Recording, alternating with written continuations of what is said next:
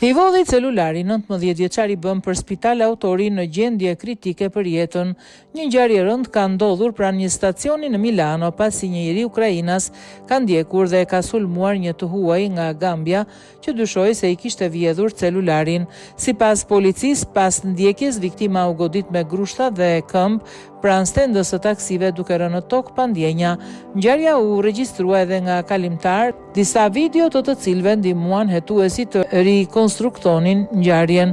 Një person i dytë i dukshëm në video me helmet duket se ka marrë pjesë në fazat përfundimtare të sulmit dhe po identifikohet nga policia.